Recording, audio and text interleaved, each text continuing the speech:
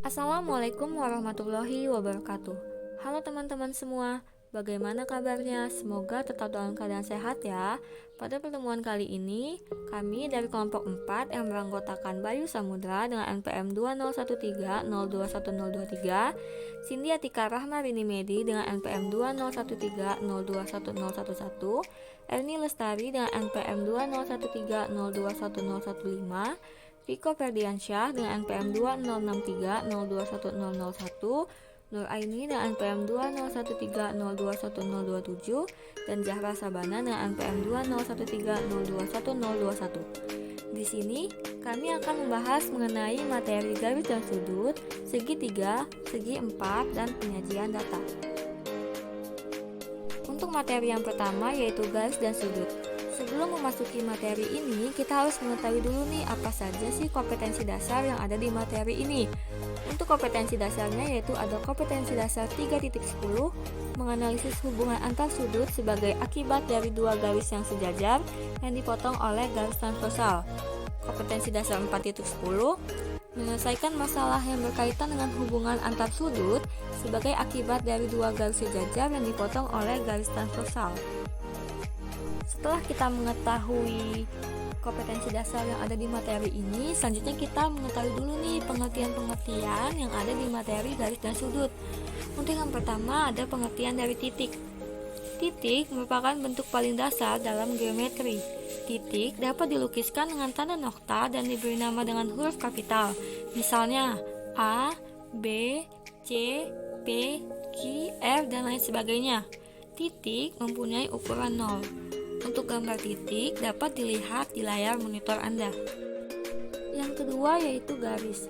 Garis atau garis lurus dapat dipandang sebagai kumpulan titik-titik yang memanjang hingga tak hingga atau tidak terbatas kedua arah yang berlawanan. Garis dapat dilukiskan dengan simbol yang kedua ujungnya memiliki panah dan diberi nama dengan dua huruf kapital yang mewakili dua titik yang terletak padanya atau dengan menggunakan huruf kecil. Untuk gambar garis dapat dilihat di layar monitor Anda.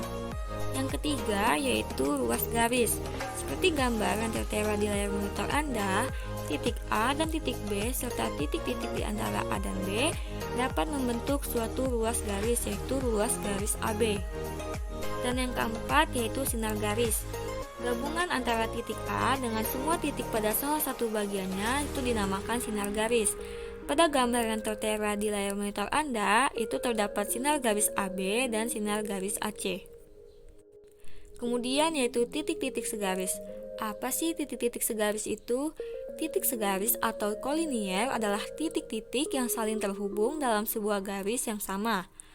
Untuk contoh yang tertera pada gambar yang ada di layar monitor Anda, titik A dan B pada garis L dikatakan segaris atau kolinier karena titik-titik yang saling terhubung dalam sebuah garis yang sama.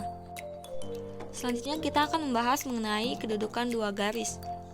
Kedudukan dua garis adalah hubungan antara dua garis yang dapat berupa garis sejajar, garis berpotongan, garis bersilangan, dan garis berimpit. Yang pertama yaitu garis sejajar. Garis sejajar adalah dua garis atau lebih yang berada pada bidang yang sama dan tidak berpotongan satu sama lain.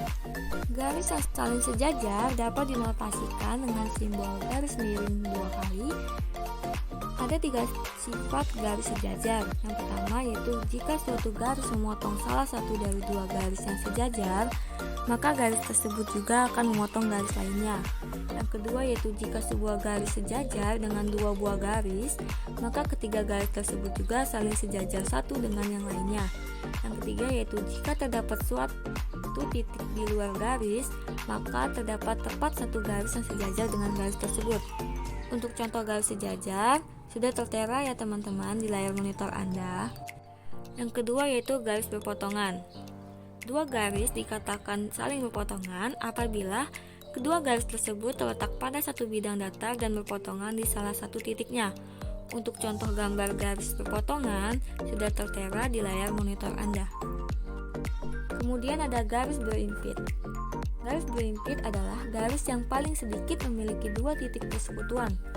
Garis yang saling berimpit terletak pada satu garis lurus sehingga akan terlihat saling menutupi satu sama lain. atau satu garis lurus.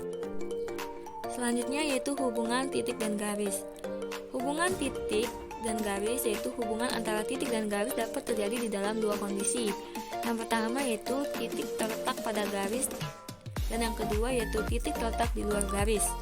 Titik disebut terletak pada garis apabila titik tersebut ada pada garis atau titik tersebut menjadi bagian dari garis. Pada gambar yang tertera di layar monitor Anda, titik A itu terletak di garis, sedangkan titik B itu berada di luar garis M. Baik, di sini saya melanjutkan materi tentang sudut.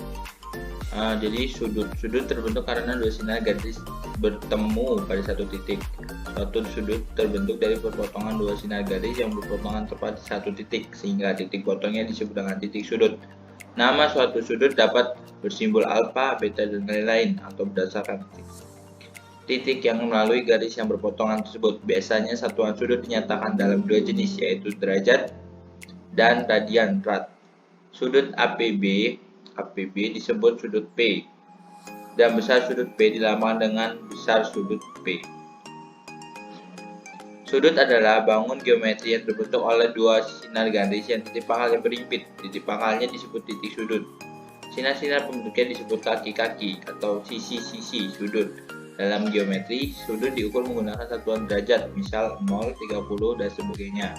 Sudut CAB dan sudut BAC dilambangkan dengan sudut CAB atau sudut A atau sudut alfa. Penamaan sudut. Secara umum ada dua persamaan sudut, yaitu titik B dapat dikatakan sebagai titik sudut B seperti pada gambar di samping. Ingat, penulisan selalu menggunakan huruf kapital. Sudut yang terbentuk pada gambar di samping dapat juga disimbolkan dengan sudut ABC atau sudut CBA ataupun sudut B. Secara manual, kita dapat menggunakan alat ukur sudut yaitu busur. Alat ini dapat membantu kita mengukur suatu sudut yang sudah terbentuk dan membentuk besar sudut yang akan digambar. Kita dapat lihat pada gambar tersebut. Jenis-jenis sudut. Sudut siku-siku. Ukuran sudutnya yaitu 90 derajat. Sudut lancip ukuran sudutnya antara 90 derajat sampai 0 derajat. Dan jenis-jenis sudut. Sudut siku-siku ukuran sudutnya 90 derajat. Sudut lancip ukuran sudutnya antara 0 derajat hingga 90 derajat. Sudut tumpul ukuran sudutnya antara 90 derajat sampai 180 derajat, dan sudut lurus ukuran sudutnya 180 derajat. Bisa kita lihat pada gambar di samping. Sudut lancip, sudut lurus, sudut tumpul, dan sudut siku-siku. Sudut refleks adalah sudut yang mempunyai besar sudut antara 180 derajat hingga kurang dari 360 derajat, atau dalam notasi matematika 0 kurang dari 90 derajat dengan X besar sudut yang diukur. Sudut refleks dalam bahasa Inggris disebut reflect angle. Dapat dilihat pada gambar. Sudut satu putaran penuh adalah sudut yang mempunyai besar sudut 360 derajat. Sudut membentuk daerah lingkaran penuh. Sudut penuh dalam bahasa Inggris disebut complete angle. Ya, 360 derajat membentuk lingkaran. Terlihat pada gambar. Hubungan antar sudut. Sudut berdampingan, yaitu dua sudut yang memiliki titik sudut sama adalah dua sudut yang memiliki titik sudut sama dan salah satu kaki dari kedua sudut tersebut berhimpit, sedangkan kaki yang lain terletak berlainan pihak terhadap garis yang memuat kaki yang berhimpit. Dapat dilihat pada gambar sudut COA berdampingan dengan BOC, yang dimana kedua sudut itu saling berhimpit. Sudut berpenyiku gambar di samping menunjukkan bahwa besar sudut AOC sama dengan 90 derajat, maka besar sudut AOB sama dengan R, besar sudut BOC sama dengan S. Jika kita jumlahkan, besar sudut AOB plus besar sudut BOC sama dengan 90 derajat. Hubungan antara besar sudut BOC dan besar sudut AOB disebut sudut berpenyiku. Sudut berlurus gambar di samping menunjukkan bahwa besar sudut AOC sama dengan 180 derajat, besar sudut AOB itu T derajat, besar sudut BOC itu U derajat, Dan jika kita jumlahkan besar sudut AOB ditambah besar sudut BOC, hasilkan 180 derajat. Maka hubungan antara sudut BOC, besar sudut BOC, AOB dan besar sudut BOC disebut dengan sudut berpelurus. Pasangan sudut yang saling bertolak belakang. Pada gambar A dan B termasuk sudut berpelurus A dan B. Sudut berpelurus yaitu besar sudut T1 sama dengan besar sudut T2 dan besar sudut T3 sama dengan sudut T4, yang dimana T1 itu besar sudut 90 derajat dan T2 nya 90 derajat jika dijualkan jadi 80 derajat. Pada gambar C dan D juga termasuk sudut berpelurus yaitu dimana besar sudut T1 dan T4 jika dijumlahkan menjadi 180 derajat dan besar sudut T2 ditambah besar sudut T3 juga jika dijumlahkan menghasilkan 180 derajat yaitu sudut berpelurus. Dan pada gambar E dan F termasuk sudut bertolak belakang yang dimana besar sudut T1 sama dengan besar sudut 2 yaitu sama-sama 90 derajat dan besar sudut T2 dan besar sudut T4 pada gambar F juga termasuk sudut yang bertolak belakang yang dimana sudut-sudutnya 90 derajat.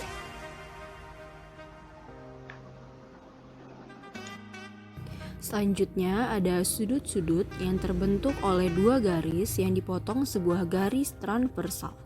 Garis transversal adalah garis yang memotong dua buah atau lebih garis lain. Apabila terdapat dua garis yang dipotong oleh satu garis transversal, maka akan membentuk pasangan sudut yang mempunyai nama khusus sesuai dengan posisinya, yaitu sudut sehadap, yaitu dua sudut dalam dan sudut luar yang tidak berdekatan di sisi yang sama pada transversal.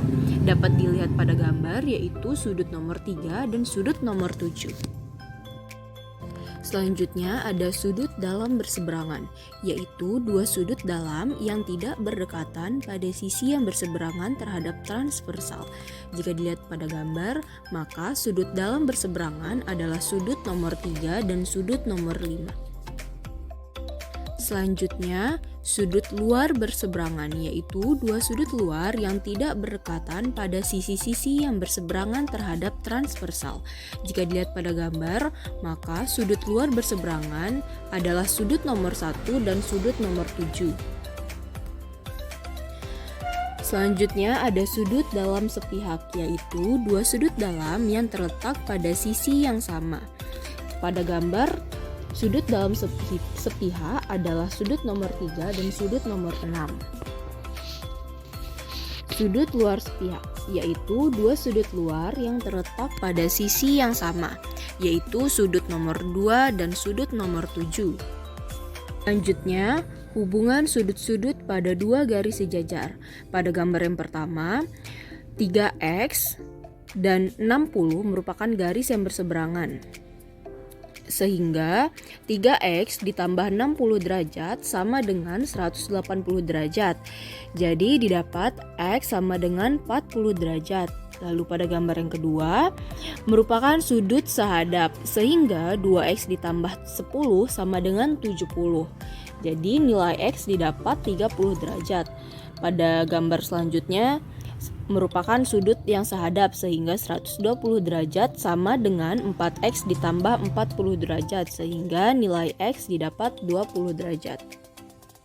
Dan pada gambar selanjutnya juga merupakan garis yang berseberangan, sehingga 120 derajat sama dengan 3x ditambah 60 derajat, sehingga didapat nilai x sama dengan 20 derajat. Gambar selanjutnya pun merupakan sudut berseberangan, sehingga 3x ditambah 15 derajat sama dengan 75 derajat, sehingga nilai x didapat 20 derajat. Selanjutnya, perhatikan sudut BOC dan sudut DOA. Misalkan besar sudut BOC adalah x.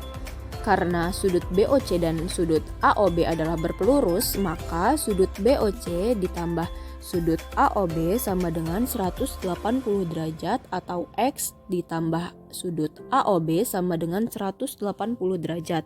Sehingga sudut AOB sama dengan 180 derajat dikurang X. Karena sudut DOA dan sudut AOB berpelurus, maka sudut DOA ditambah sudut AOB sama dengan 180 derajat, atau sudut AOB ditambah 180 derajat dikurang X sama dengan 180 derajat. Sehingga sudut DOA sama dengan X. Jadi sudut BOC sama dengan sudut DOA. Dengan demikian, jika dua garis berpotongan, maka dua sudut yang letaknya saling membelakangi titik potongnya disebut dua sudut bertolak belakang. Dua sudut yang saling bertolak belakang adalah sama besar. Selanjutnya, diketahui terdapat 4 buah batang kayu yang sejajar dalam posisi vertikal yang disatukan dengan paku pada sebuah batang kayu yang lain seperti nampak pada gambar di samping. Jika sudut A adalah 130 derajat, tentukan A besar sudut D, B besar sudut E, C besar sudut F. Penyelesaiannya, yang pertama sudut D sama dengan sudut A yaitu 130 derajat karena sudut D sehadap dengan sudut A meskipun berjauhan. Yang kedua, sudut E sama dengan sudut D yaitu 130 derajat karena sudut D dan sudut E merupakan sudut yang bertolak belakang. Lalu yang ketiga, besar sudut F sama dengan 180 derajat dikurang sudut E. Jadi 180 derajat dikurang 130 derajat sama dengan 50 derajat. Materi yang selanjutnya yaitu mengenai bangun datar segi 4 dan segi 3.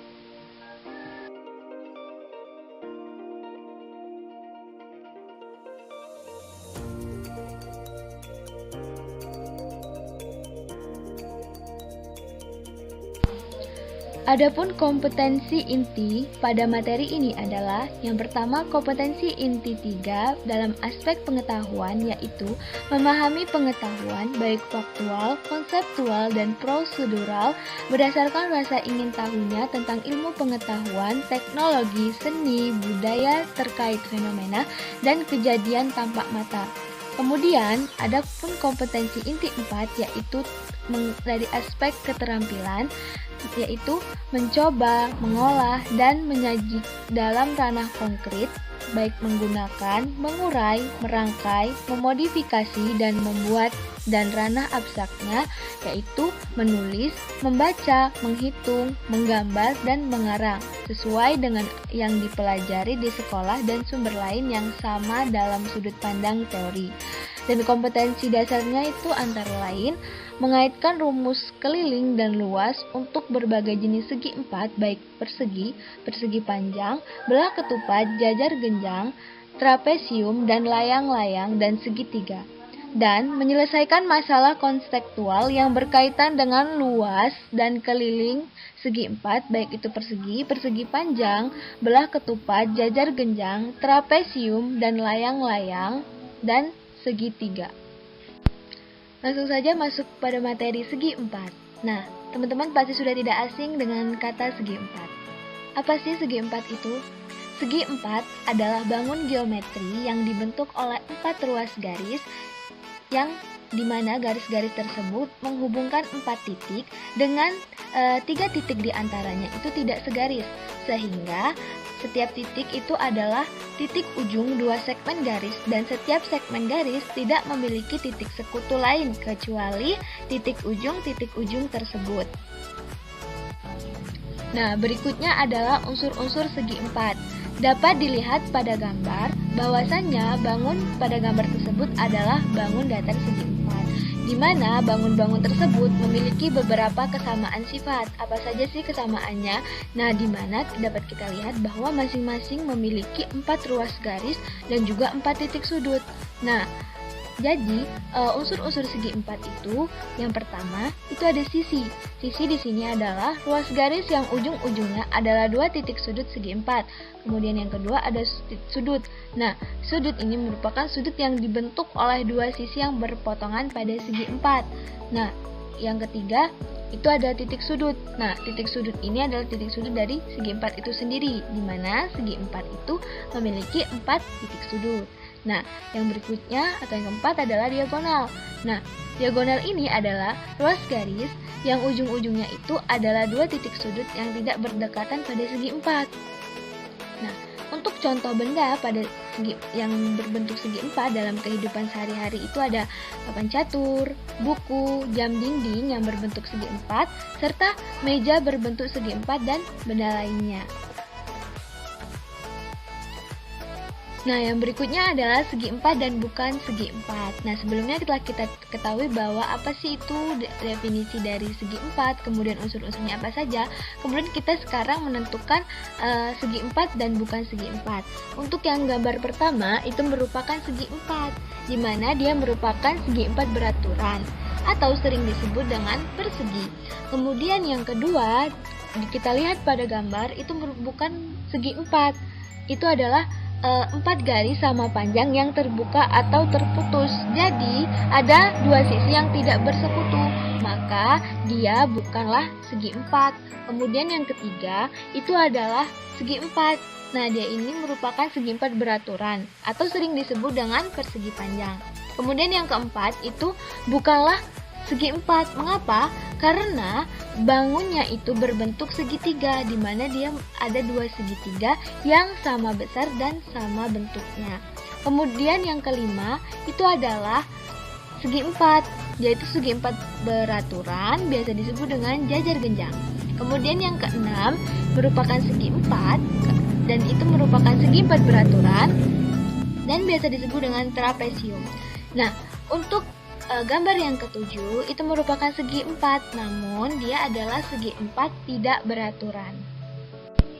Berikutnya pada gambar 8, nah pada gambar 8 ini merupakan segi 4, di mana segi 4-nya itu adalah segi 4 beraturan dan biasa kita kenal dengan belah ketupat. Kemudian yang ke-9 itu pada gambar ya, kita lihat bahwa merupakan segi 4. Nah, segi 4 di sini segi 4 beraturan yang biasa kita kenal dengan layang-layang. Masuk ke materi berikutnya, yaitu mengenai jenis-jenis dan sifat segi 4 beraturan.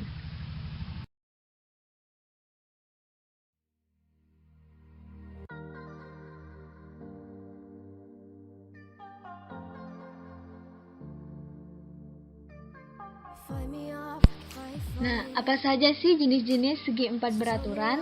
Yang pertama ada jajar genjang. Jajar genjang adalah segi 4 yang sisi-sisi berhadapan sejajar. Nah, adapun sifat-sifat dari jajar genjang adalah yang pertama, 2 sudut berdekatan saling berpelurus. Dan yang kedua, sudut-sudut berhadapan sama besar. Yang ketiga, sisi-sisi berhadapan sama panjang. Dan yang keempat adalah diagonal-diagonal saling membagi 2.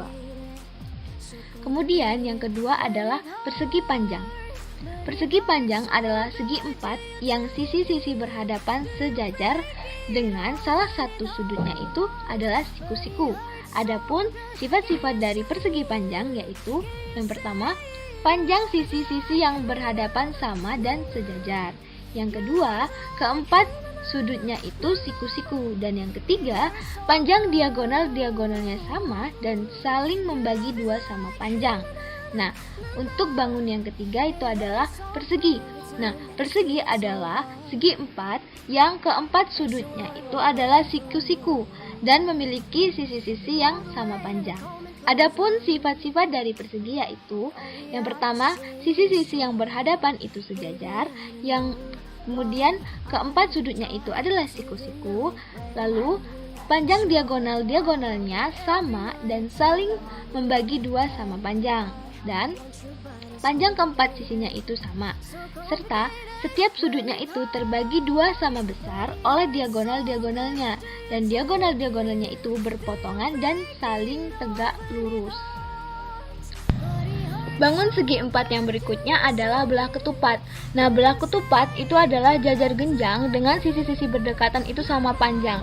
Nah, adapun sifat-sifat dari belah ketupat yaitu sisi-sisi yang berhadapan itu sejajar, kemudian panjang keempat sisinya itu sama, dan diagonal-diagonalnya itu berpotongan dan saling tegak lurus serta membagi 2 sama panjang.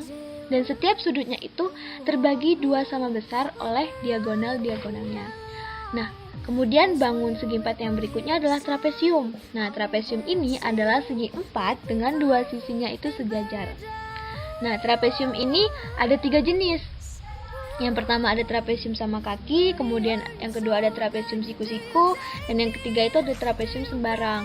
Nah, apa sih sifat-sifat dari masing-masing trapesium? Nah, yang pertama trapesium sama kaki. Trapesium sama kaki itu memiliki sifat-sifat. Yang pertama, sudut-sudut pada tiap sisi sejajar itu sama besar. Yang kedua, diagonal-diagonalnya sama panjang. Nah, kemudian adapun sifat-sifat dari trapesium siku-siku antara lain: 1.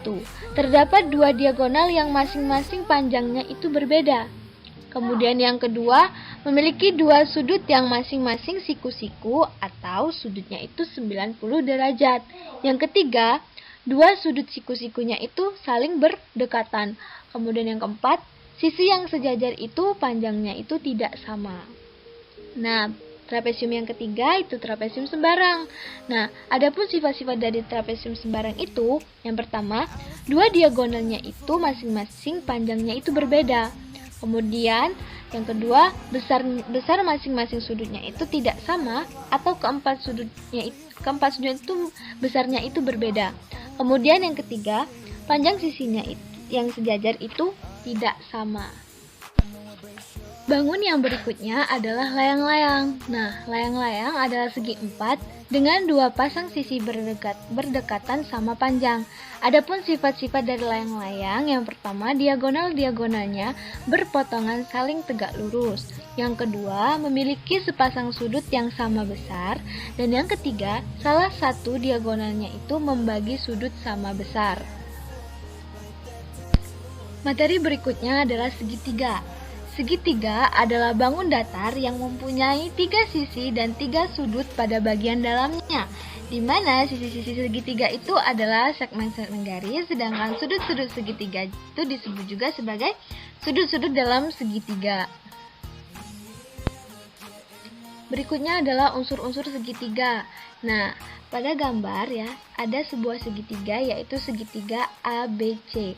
Nah, segitiga ABC ini terbentuk dari sisi-sisinya yaitu sisi AB, sisi BC, dan sisi AC. Dan kemudian dari sisinya ini akan terbentuklah sudut. Nah, segitiga ini memiliki 3 sudut ya. Sudutnya yang pertama sudut A. Sudut A kita bisa sebut juga dia sebagai sudut BAC atau CAB. Kemudian yang kedua ada sudut B. Sudut B ini kita bisa sebut sebagai sudut ABC atau sudut CBA. Kemudian yang ketiga itu adalah sudut C. Nah, sudut C ini kita bisa sebut sebagai sudut ACB atau sudut BCA.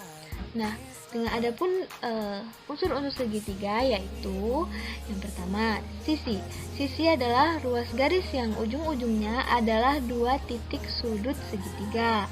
Kemudian sudut. Nah, sudut ini adalah sudut yang dibentuk oleh 2 sisi yang berpotongan.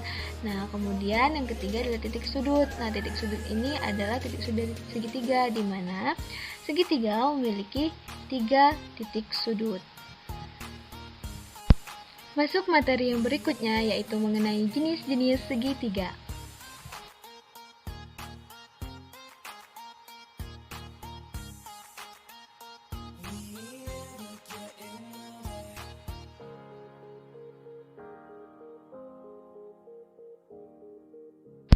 Yang pertama yaitu jenis segitiga berdasarkan ukuran sisi. Berdasarkan ukuran sisi, segitiga itu dibagi menjadi 3. Yang pertama, segitiga sama sisi. Segitiga sama sisi adalah segitiga yang ketiga ukuran sisinya itu sama panjang. Yang kedua, itu adalah segitiga sama kaki. Segitiga sama kaki adalah segitiga yang 2 ukuran sisinya itu sama panjang. Yang ketiga, segitiga sebarang.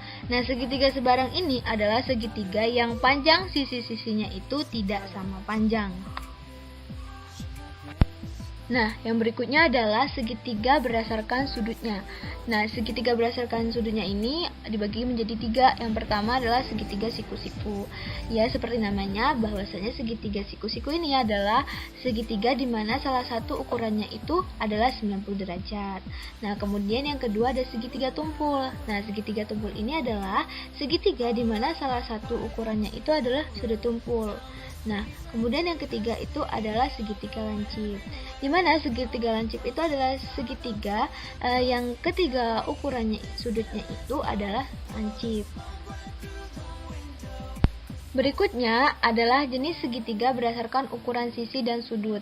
Nah, berdasarkan ukuran sisi dan sudut ini, segitiga dibagi menjadi 3. Yang pertama, segitiga siku-siku sama kaki.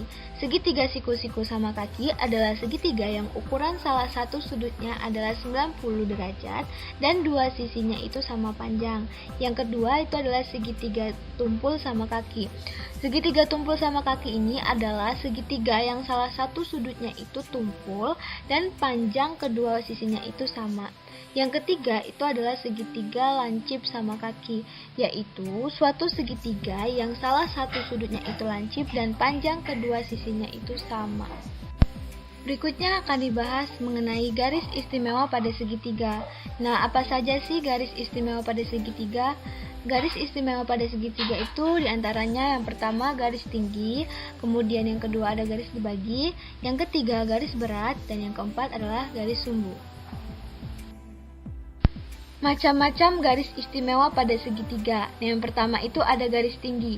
Garis tinggi, suatu segitiga itu adalah suatu segmen garis yang ditarik dari satu titik sudut segitiga hingga sebuah titik pada sisi di depan sudut itu atau perpanjangannya, dan tegak lurus sisi itu atau perpanjangannya. Nah, pada gambar bisa kita lihat bahwa yang merupakan garis tinggi itu adalah ruas garis CD, kemudian AD, dan juga CE. Cara melukis tinggi segitiga. Gimana sih cara melukis tinggi segitiga? Nah, yang pertama, gambarlah segitiga ABC sebarang. Jadi, pertama kita gambar sebuah segitiga, yaitu segitiga ABC. Nah, kemudian yang kedua itu adalah kita buat busur lingkaran dari titik A sebagai titik pusat sehingga si busur lingkaran itu memotong garis BC di titik K dan juga di titik L. Nah, langkah berikutnya adalah buatlah busur dari titik K dan L itu sebagai titik pusat dengan jari-jari yang sama panjang sehingga kedua busur tersebut berpotongan di titik M. Nah, kemudian langkah berikutnya adalah kita hubungkan titik A dengan titik M sehingga memotong garis BC di titik D. Nah, sehingga kita peroleh bahwa garis AD itu adalah garis tinggi segitiga pada sisi BC.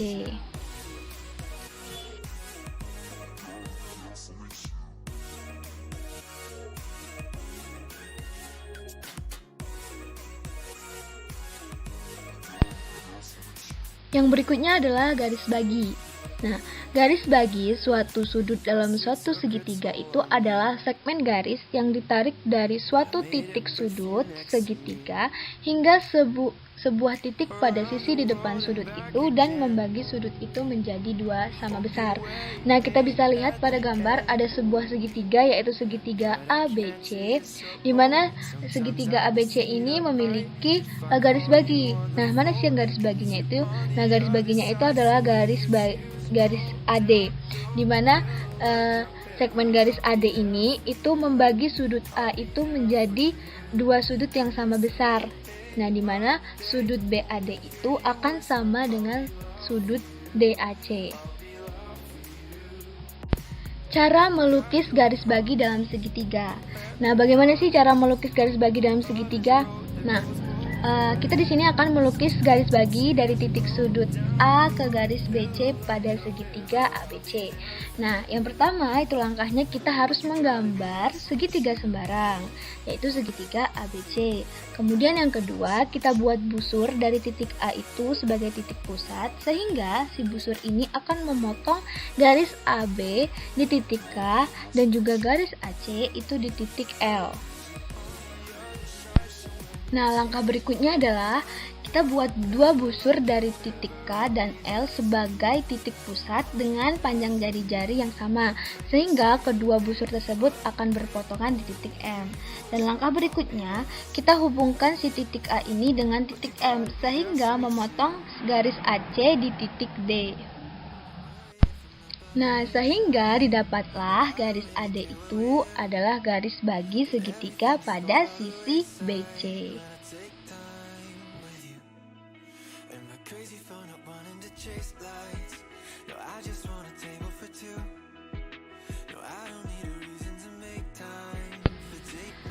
Nah, yang berikutnya adalah garis berat. Garis berat suatu segitiga adalah segmen garis yang ditarik dari suatu titik sudut segitiga hingga titik tengah sisi di hadapan sudut itu.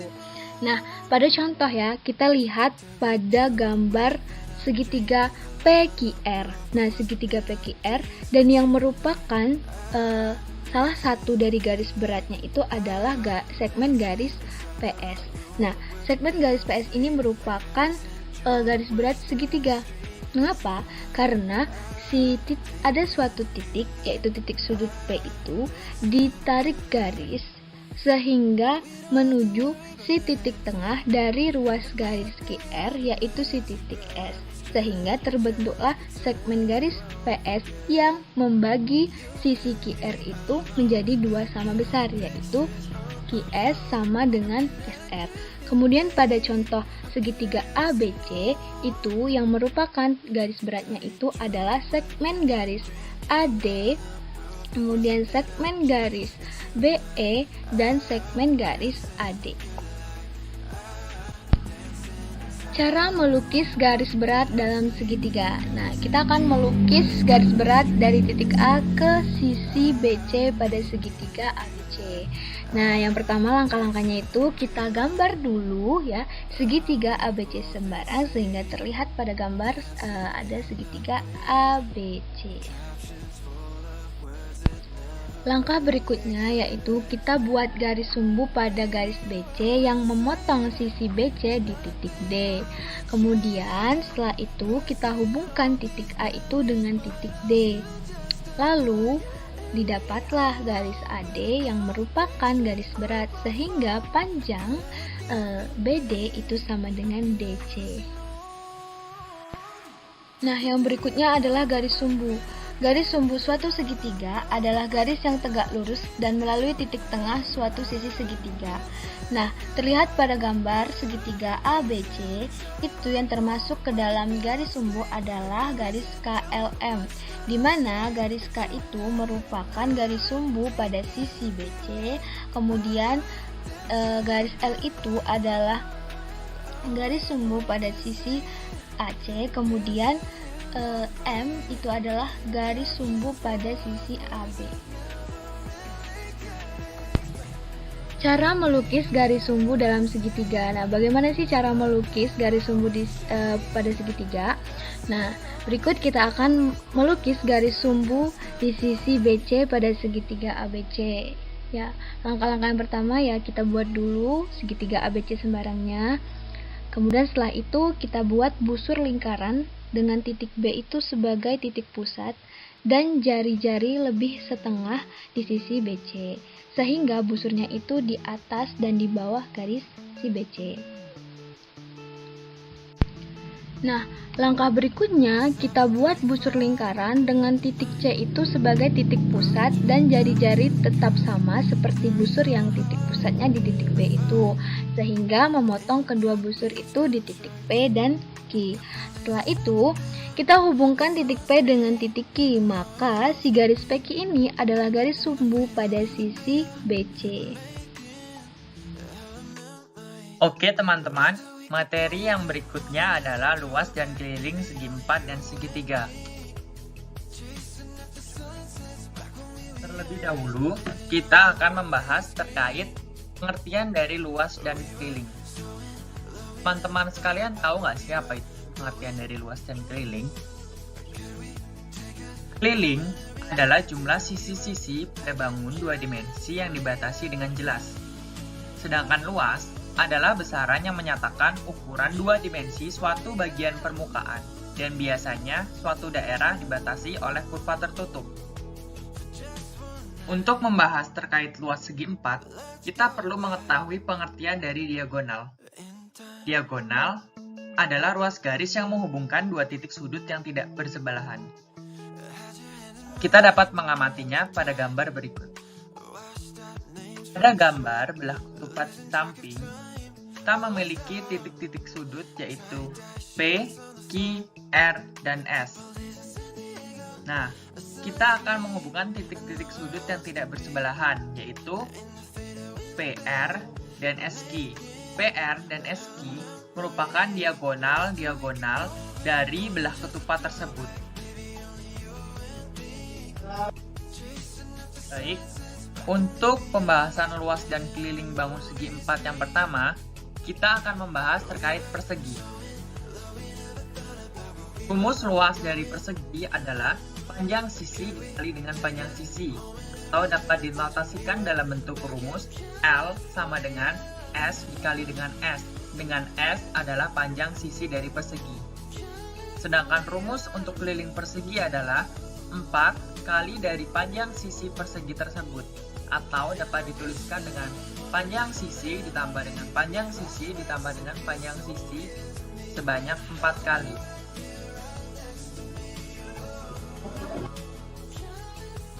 Baik, berikutnya kita akan membahas terkait luas dan keliling persegi panjang.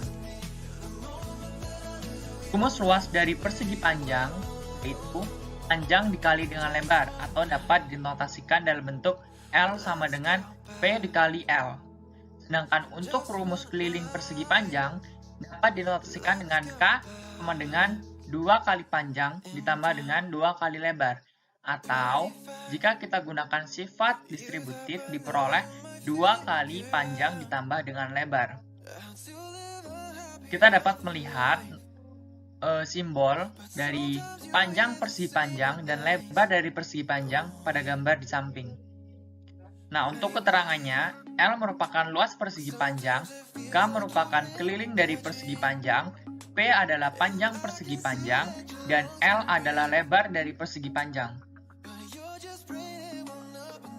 Oke, yang selanjutnya adalah jajar genjang. Rumus luas dari jajar genjang adalah alas dikali dengan tinggi, atau dapat dinotasikan dengan A dikali dengan T. Sedangkan rumus keliling dari jajar genjang adalah jumlah dari seluruh sisi dari jajar genjang, atau dapat dinotasikan dengan K sama dengan A ditambah B ditambah C ditambah D. Keterangannya yaitu L adalah luas, K adalah keliling, T adalah tinggi, A adalah sisi alas, B sisi yang sejajar dengan sisi alas. Padahal, jika dikonstruksikan pada gambar, sisi B juga dapat menjadi sisi alas dari jajar genjang, sehingga untuk rumus luas jajar genjang dapat dinotasikan juga dengan L sama dengan B dikali dengan T.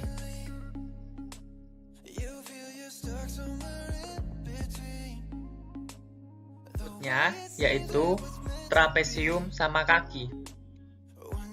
Luas dari trapesium sama kaki dapat dinotasikan dengan A ditambah B dibagi 2 dikali dengan T. Dengan A ditambah B adalah jumlah dari sisi sejajar trapesium dibagi dengan 2, kemudian dikalikan dengan tingginya. Untuk rumus keliling trapesium dapat dinotasikan dengan A ditambah B ditambah C ditambah D, dengan A, B, C, dan D adalah panjang dari sisi-sisi dari trapesium.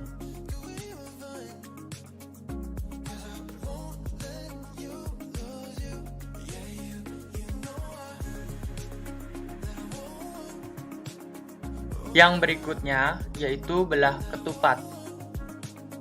Rumus untuk luas belah ketupat adalah tengah dikali dengan panjang diagonal 1 dikali dengan panjang diagonal 2. Sedangkan untuk rumus keliling belah ketupat yaitu jumlah dari seluruh panjang sisi dari belah ketupat, atau dapat dinotasikan dengan A ditambah B ditambah C ditambah D, dengan A, B, C, D adalah sisi-sisi dari belah ketupat.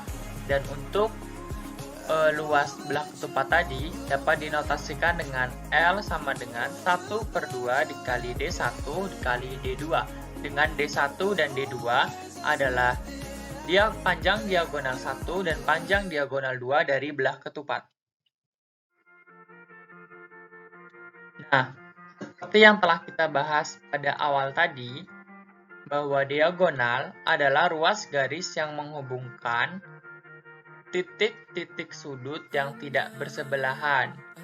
Seperti pada gambar di samping kita dapat melihat D1 dan D2 membagi belah ketupat menjadi dua bagian, dan ruas garis yang membagi tersebut disebut dengan diagonal.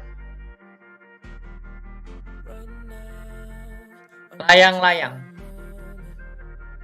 Rumus untuk luas layang-layang sama dengan rumus dari luas belah ketupat tadi, yaitu setengah dikali dengan panjang diagonal 1 dikali dengan panjang diagonal 2. Sedangkan untuk rumus kelilingnya dari layang-layang juga sama dengan rumus keliling dari belah ketupat, yaitu jumlah dari panjang semua sisi dari layang-layang. Dan dapat dinotasikan untuk luas layang-layang L sama dengan 1/2 dikali dengan D1 dikali dengan D2. Dan untuk keliling dinotasikan dengan K sama dengan A ditambah B ditambah C ditambah dengan D. Dengan A, B, C, D adalah sisi dari layang-layang, dan D1 dan D2 adalah diagonal 1 dan diagonal 2 dari layang-layang. Nah, kita dapat melihat pada gambar di samping untuk diagonal-diagonal dari layang-layang adalah ruas garis yang dihubungkan dari titik-titik sudut yang tidak bersebelahan. Lalu, kita akan membahas terkait rumus untuk menghitung keliling dan luas dari segitiga. Untuk rumus luas segitiga dapat dinotasikan dengan L sama dengan setengah dikali A dikali dengan T, dengan A adalah sisi alas, panjang sisi alas, dan T adalah panjang dari sisi tinggi segitiga. Nah, kita dapat melihat pada gambar di samping bahwa sisi alas berada pada bawah segitiga. Namun, perlu dicatat, semua sisi dari segitiga dapat dikatakan sebagai sisi alas ataupun sisi miring, tergantung di mana garis tinggi dikonstruksikan pada gambar. Jadi, kalau kita memiliki segitiga siku-siku, misal pada gambar yang kedua yaitu segitiga A, B, C, kita ketahui bahwa sisi alasnya adalah sisi B. Namun, kita juga dapat menyatakan sisi alasnya adalah sisi A dan sisi tingginya sisi B.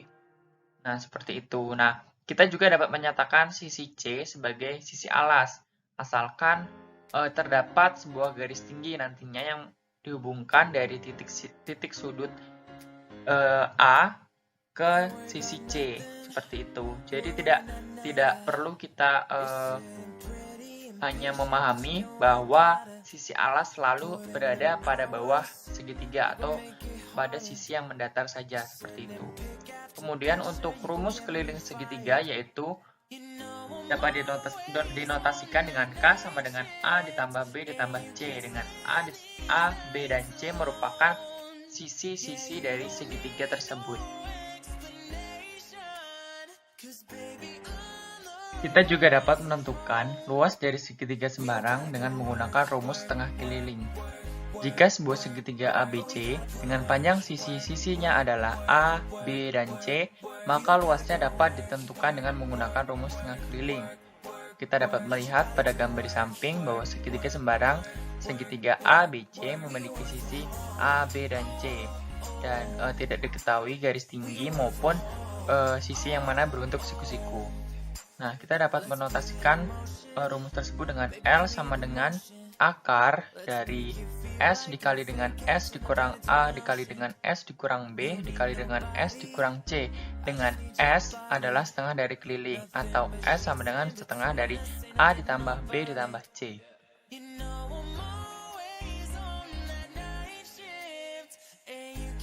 Kita masuk ke soal latihan ya. Sebuah ruangan berbentuk seperti pada gambar berikut. Daerah yang berbentuk segitiga adalah ruangan bermain milik Lalisa, dan daerah yang berbentuk persegi panjang adalah ruangan bermain milik boy group NCT 127. Berapa luas ruangan bermain milik Lalisa?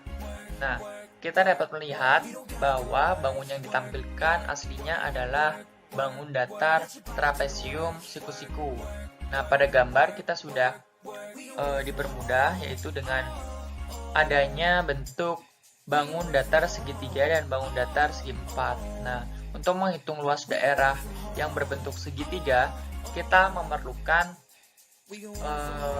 panjang dari sisi alas segitiga dan panjang dari sisi tinggi segitiga tersebut.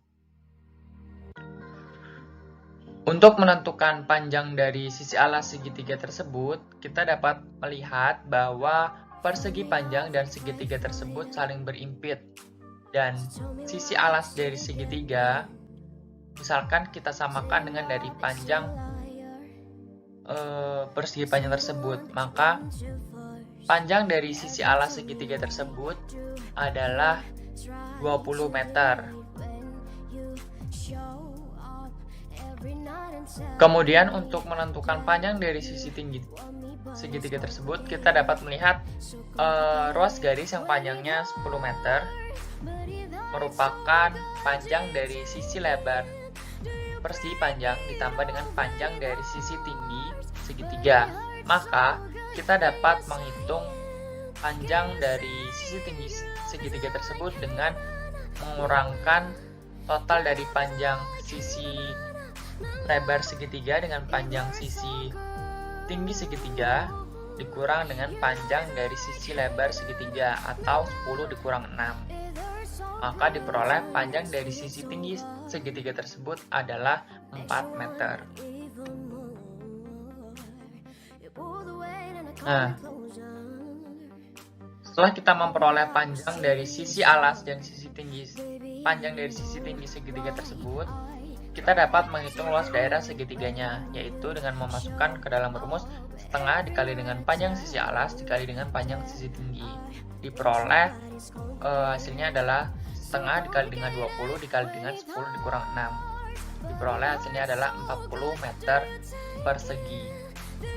Jadi, luas ruangan bermain milik Lalisa adalah 40 meter persegi.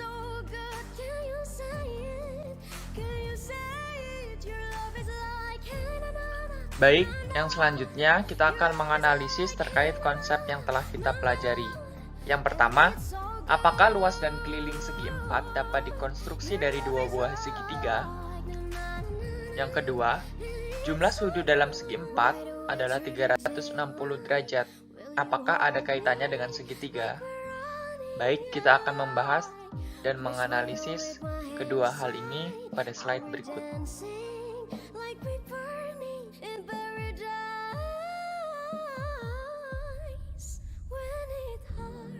Baik, untuk analisis yang pertama, kita mempunyai sebuah jajar genjang PQRS yang dibuat diagonal-diagonalnya yang saling berpotongan.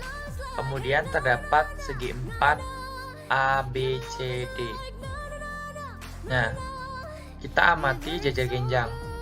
Jajar genjang PQRS dapat dibangun sedemikian rupa menjadi segitiga, dan minimal ada dua buah segitiga, yaitu segitiga PQR dan PRS, ataupun segitiga PQS dan QRS. Kemudian kita juga dapat membentuk 4 segitiga dari jajar genjang, yaitu POQ, segitiga POQ, segitiga QOR, segitiga ROS, dan segitiga POS.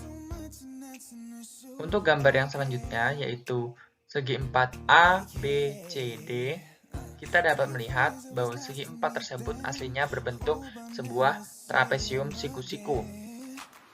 Namun, kita dapat mengkonstruksinya menjadi sebuah persegi panjang BCDE dan sebuah segitiga ABE.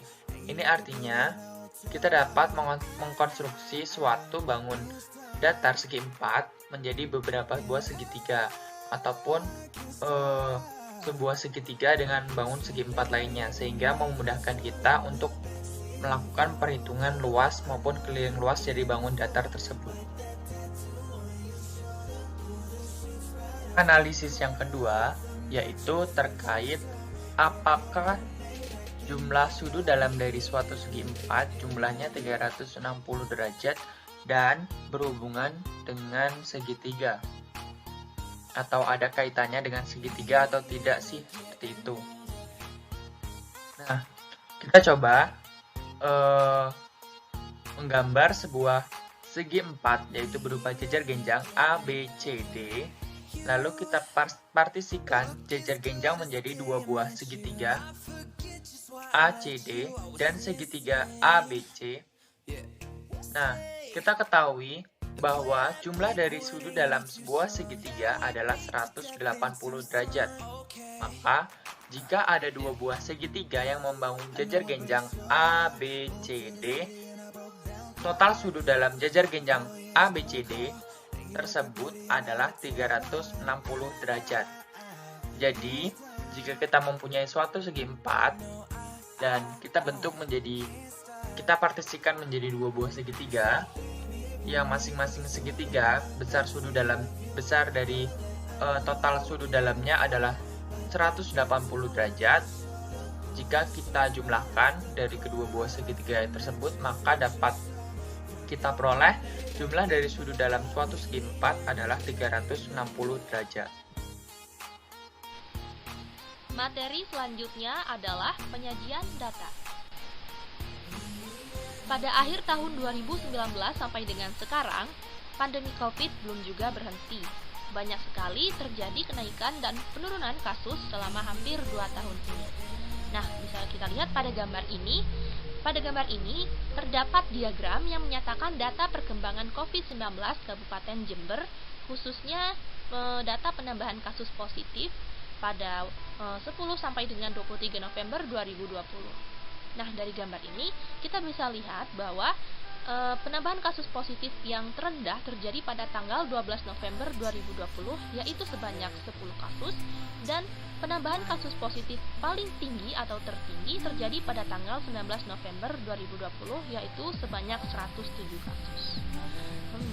Ngomong-ngomong tentang data perkembangan COVID-19 Kabupaten Jember nih, menurut kalian, diagram yang terdapat pada gambar ini termasuk diagram apa sih? Apakah termasuk diagram batang, diagram garis, atau diagram lingkaran? Nah, untuk menemukan jawabannya, yuk mari kita simak materi berikut ini. Tapi, sebelum menuju ke jenis-jenis diagram, kita akan membahas dulu apa itu yang dimaksud dengan diagram, data, macam-macam data, dan macam-macam tabel. Stay tune ya! Nah, yang akan kita bahas pertama adalah diagram. Diagram adalah representasi bergambar yang mempresentasikan atau nilai secara terorganisir. Diagram biasanya berupa gambar sederhana yang menggunakan garis dan simbol untuk menggambarkan data. Nah, selanjutnya kita akan membahas tentang apa itu data. Menurut riset Penny 2008 dan Abdurrahman 2011 menjelaskan, data adalah segala fakta dan keterangan tentang sesuatu yang dapat dijadikan bahan untuk menyusun informasi. Dengan demikian, data berbeda dengan informasi ya. Informasi adalah berita yang merupakan hasil dari pengolahan data yang dipakai untuk suatu keperluan. Selanjutnya, kita akan membahas tentang macam-macam data. Nah, pada kesempatan ini, kita akan membahas dua macam data. Yang pertama berdasarkan sifat atau jenisnya dan berdasarkan isinya. Yang berdasarkan sifat atau jenisnya, data dibedakan menjadi dua, yaitu data kualitatif dan data kuantitatif. Pada data kualitatif, semua data dapat dinyatakan dalam bentuk bukan angka, biasanya dalam bentuk pernyataan atau judgement yang mengandung makna. Lalu data yang tidak berbentuk angka-angka, data yang berbentuk verbal, simbol maupun gambar, data dari penjelasan kata verbal dan tidak dapat dianalisis dalam bentuk bilangan dan angka. Dan terakhir adalah data deskriptif atau naratif yang menjelaskan mengenai kualitas suatu fenomena yang tidak mudah diukur secara fisik. Sedangkan pada data kuantitatif, semua data yang dinyatakan dalam bentuk angka. Lalu, data yang terbentuk adalah angka dan dapat diukur atau dihitung secara langsung sebagai angka atau bilangan.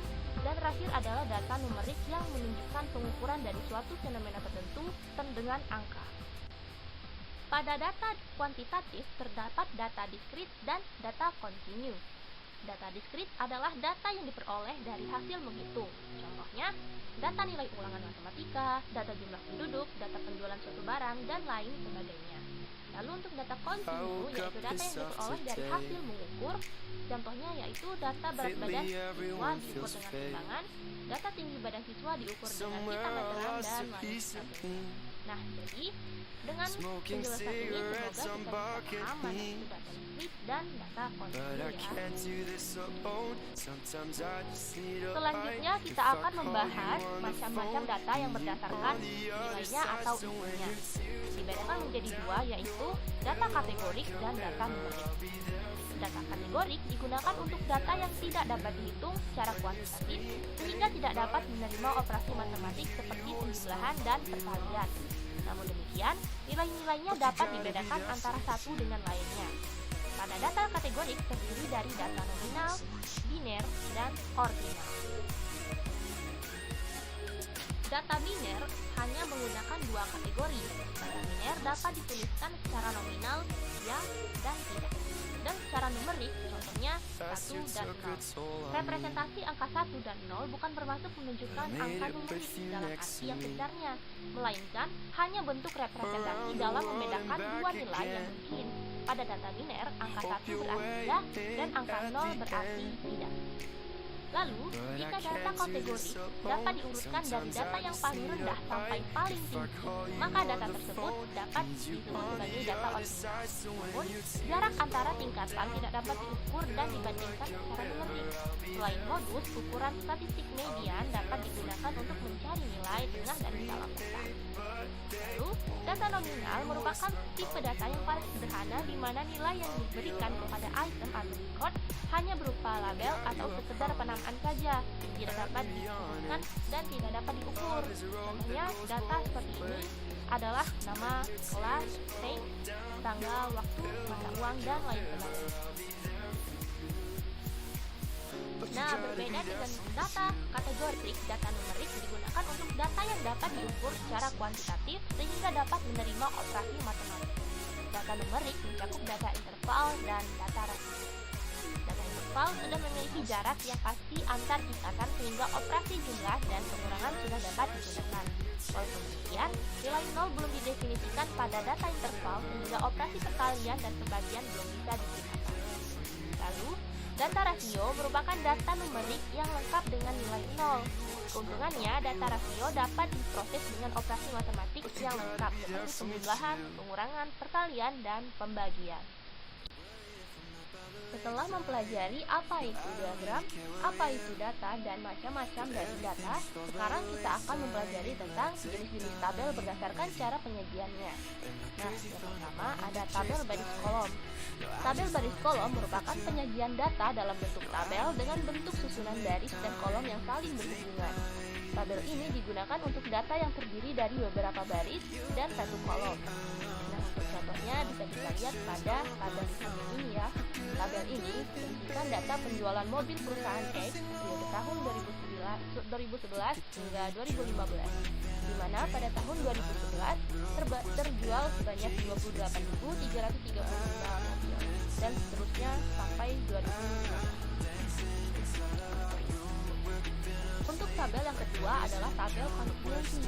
Tabel kontingensi merupakan bagian dari tabel baris kolom, akan tetapi tabel ini mempunyai ciri khusus, yaitu untuk menyajikan data yang terdiri atas dua faktor atau dua variabel. Faktor yang satu terdiri atas B kategori dan yang lainnya terdiri atas K kategori. Dapat dibuat daftar kontingensi berukuran B cross K dengan B menyatakan baris dan K menyatakan kolom. Nah, untuk contohnya kita bisa lihat pada tabel jumlah siswa menurut jenis kelamin. Nah, pada tabel ini kita lihat bahwa berbeda dengan tabel sebelumnya, yaitu tabel baris kolom. Tabel kontingensi ini memuat dua faktor, yaitu yang pertama adalah kelas, yang kedua adalah jenis kelamin. Nah, tabel yang terakhir adalah tabel distribusi frekuensi. Tabel ini dapat didefinisikan sebagai sebuah tabel yang berisi nilai-nilai data. Dengan nilai-nilai tersebut dikelompokkan ke dalam interval-interval dan setiap interval nilai masing-masing mempunyai frekuensinya. Tabel distribusi frekuensi dibuat untuk menyederhanakan bentuk dan jumlah data sehingga ketika disajikan kepada para pembaca dapat dengan mudah untuk memahaminya. Nah, untuk contohnya kita lihat data nilai ulangan siswa kelas 7B. Nah, data ini disajikan dalam tabel distribusi frekuensi dengan berbagai macam interval-interval atau kelas-kelasnya. Nah, sebagai pengetahuan tambahan untuk lebar kelas, kelas interval dan titik tengah itu tidak dijelaskan pada materi ini karena khusus untuk materi SMP hanya dijabarkan mengenai apa itu tabel distribusi frekuensi ke selebihnya. Nah, setelah kita mempelajari apa itu diagram, apa itu data, dan macam-macam data serta macam-macam dari tabel, nah sekarang kita akan membahas tentang macam-macam dari diagram. Di sini kita akan membahas tentang diagram batang, diagram garis, dan diagram lingkaran. Untuk yang pertama kita akan membahas tentang diagram batang. Diagram batang adalah bentuk penyediaan data statistik dalam bentuk batang yang dicatat dalam interval tertentu pada bidang kartesius. Diagram batang biasanya digunakan untuk menggambarkan data diskrit atau data cacahan.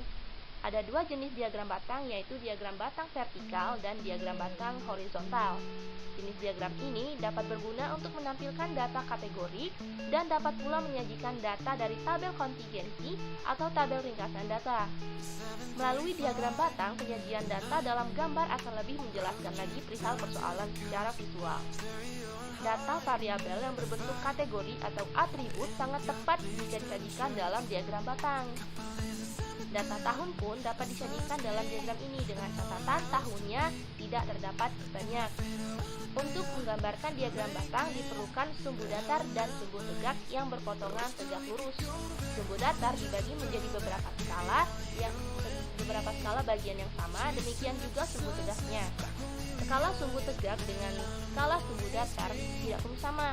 Kalau diagram dibuat tegak, maka sumbu datar dipakai untuk menyatakan atribut atau waktu. Kuantum atau nilai data dan kuantum atau nilai data digambar pada sumbu tegak. Nah, untuk contohnya kita bisa lihat data ukuran sepatu siswa kelas 7 SMP Negeri 1 Sukadamai. Pada gambar yang di sebelah kiri ini terdapat tabel, yaitu yang memuat ukuran sepatu dan banyaknya siswa.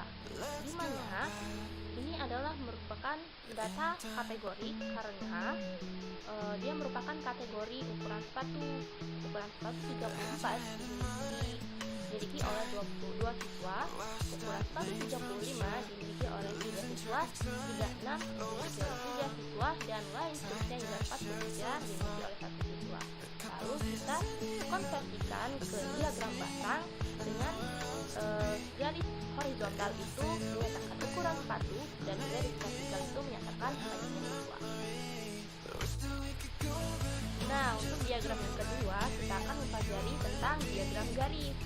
Diagram garis juga dikenal sebagai peta garis atau line chart atau kurva. Diagram garis biasanya digunakan untuk menampilkan data statistik tertentu. Sebagian besar distribusi data dapat diklasifikasi secara kuantitatif dalam bentuk distribusi frekuensi.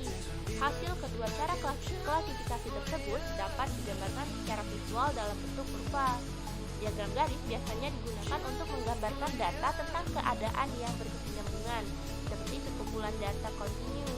Misalnya nih, jumlah penduduk setiap tahun, jumlah maksudnya jumlah perkembangan penduduk setiap tahun, perkembangan berat badan bayi setiap bulan, dan suhu badan pasien setiap jam, dan lain sebagainya. Nah, untuk contohnya kita bisa lihat data nilai kurs rupiah terhadap dolar Amerika Serikat. Nah, pada gambar ini terdapat tabel yang berisi data kenaikan kurs rupiah dari bulan Januari hingga bulan Desember. Nah, data dalam tabel ini merupakan data yang kontinu karena dia berkesinambungan. Nah, data ini sangat cocok atau sangat tepat disajikan ke dalam diagram garis. Nah, pada diagram garis kita lihat bahwa garis horizontal itu menyatakan sebagai tahun dan garis vertikal menyatakan nilai kurs rupiah terhadap dolar Amerika Serikat. Nah, diagram yang terakhir yang akan kita bahas adalah diagram lingkaran. Diagram lingkaran digunakan untuk mengetahui perbandingan suatu data terhadap keseluruhannya. Diagram lingkaran adalah bentuk penyajian data statistika dalam bentuk lingkaran yang dibagi menjadi beberapa juri. Diagram ini dibilang menarik, namun memiliki sisi kelemahan dalam hal tujuan untuk perbandingan antara sektor-sektor yang terdapat dalam lingkarannya. Penyajian berbagai data yang besarnya berbeda ekstrim dalam diagram yang sama merupakan suatu prosedur yang meragukan. Mengingat lingkaran terdiri dari 360 derajat, maka 3,6 derajat berarti menggambarkan persentase sebesar 1%. Nah, untuk menambah pemahaman kalian, kita lihat contoh berikut ini. Diberikan data ukuran sepatu siswa kelas 8A SMP Negeri 1 Sukadamai. Nah, pada tabel yang diberikan memuat banyaknya siswa dengan ukuran nomor sepatu tertentu.